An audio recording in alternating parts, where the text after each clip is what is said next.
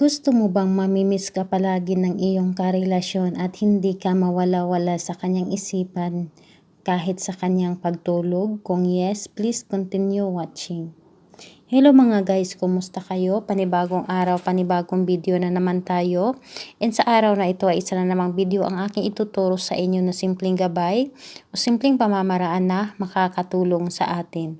At bago ang lahat, gusto ko lang mag-disclaimer sa mga taong hindi naniniwala at hindi gusto ang mga kagaya nitong video. Please skip this video and maghanap kayo ng videos na gustong gusto nyo. Dahil ang video na ito ay para lamang ito sa mga taong naniniwala and gusto mag-try. And ngayon guys, gusto mo bang lagi kang mamimiss ng iyong karelasyon at hindi ka mawala-wala sa kanyang isipan kahit sa kanyang pagtulog? Ipagpatuloy mo ang video na ito para malaman mo kung paano natin siya gagawin. So, pwede ito sa mga nagmamahalang babae at lalaki to lalaki. Pwede ninyo itong gawin na parehas ang kasarian. And pwede nyo rin gawin ito sa mga magkalapit at magka-LDR. Syempre, higit sa lahat sa ating magka-LDR dahil alam naman natin na napakarami talagang nagmamahala na magka-LDR o magkalayo. So, ito ang aking ituturo sa inyo ngayon upang lagi kayong maaalala o lagi kayong iisipin ng iyong mga karelasyon o ang iyong karelasyon kung kahit na matulog itong taong ito. So, ano ang ating gagawin? Simple lang.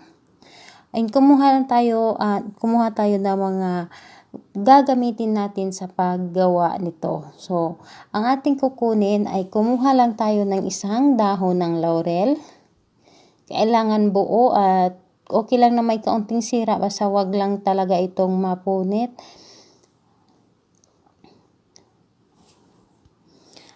At kailangan din natin dito ng isang papel na maliit lamang in panulat. Kung meron kang pulang na panulat ay ito ang ating gagamitin. Pero kung wala kang kulay pula ay kahit anong kulay na lang basta ito ay panulat. And huwag tayong gumamit ng lapis, kailangan na ballpen ang ating gagamitin dahil ang ballpen or pentel pen or di kaya color pen, yun ang ating gagamitin dahil hindi yun nabubura. Huwag tayong gumamit ng lapis dahil kapag lapis ay nabubura yun and ayun, nakakaano din yun sa ating mga ginagawang spell. Dito tayo sa hindi nabubura para hindi rin tayo mabura sa isipan ng ating gagawang spell. So, sa paggawa natin dito ay kailangan lang talaga natin dito is ang iyong sarili upang mabilis itong tumalab sa iyo. Kailangan na mag-focus ka, mag-concentrate and wag mo itong laging iisipin kapag natapos mo itong gawin para hindi ka mababalisa o hindi ikaw ang mag-iisip sa iyong mga ginagawang spell. So, ngayon, ang gagawin lang natin dito ay simple lamang. Dito sa iyong papel, isulat mo lamang dito ang pangalan at apelyido ng iyong target o ang iyong karelasyon na gusto mong laging matamis yung pagmamahal niya sa iyo o gusto mong mamiss kanya palagi at hindi ka mawala-wala sa kanyang isipan kahit ito ay natutulog. Kumbaga kahit natutulog ito ay talagang papasok ka sa kanyang isipan o lagi kanyang mapapanaginipan. Ito ang iyong gagawin. Kapag nasulat mo na dito ng isang bisis lamang ang pangalan at apelyido ng iyong target, ang gagawin mo, isulat mo dito ang pangalan at apelyido ng iyong target pa rin. Ang pangalan niya at apelyido, isulat mo ng isang bisis lamang. Ngayon, kapag nasulat mo na, ang gagawin mo ay hawakan mo lamang ito.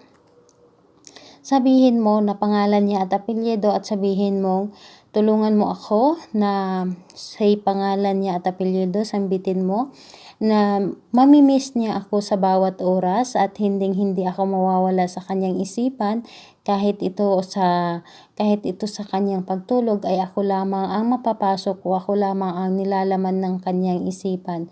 Tulungan mo ako na maipaabot ito sa taong ito. And syempre guys, kung ano man yung mga sinabi ko ditong mga kahilingan, ito ay mga example lamang. So, kayo, kung ano man yung nasa puso nyo na gusto ninyong sabihin na mga kahilingan ay sabihin nyo. Dahil dito sa dahon ng laurel, kaya itong tumupad sa lahat ng mga kakailanganin mo o sa lahat ng mga hinihiling mo. Kaya niya itong tuparin lahat at sobra-sobra pa ito kung magbigay ng mga kahilingan. So, gawin ninyo, humiling kayo ng galing sa inyong puso. And ngayon, kapag natapos ka ng humiling dito, ang gagawin mo, ilagay mo lang siya dito sa papel, sa gitna ng papel. And syempre, nakikita ninyo is sinulatan ko siya ng 21 times. Bakit 21 times? So, ngayon, 21 times ay ilagay mo lang siya dito. 21 times dahil ilagay natin ito sa ilalim ng iyong unan ng 21 nights or days. Ilagay mo siya doon. And ayun, ang yung dahon ng laurel, ilagay mo lang siya. At syempre sa pagtupi ay kailangan na papunta talaga sa iyo ang iyong pagtupi.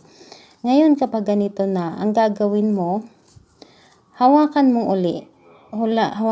muli, tapos humiling ka kung ano man yung mga hinihiling mo dito sa dahon ng laurel kanina, ay hilingin mong ulit. Sabihin mo na sa pamamagitan nito na ang taong ginawan ko nito ay mamimiss niya ako palagi at hindi ako mawawala sa kanyang isipan kahit ito ay matutulog na o matutulog sa gabi at ako lamang ang papasok sa kanyang mga panaginip. Sabihin mo lang lahat-lahat.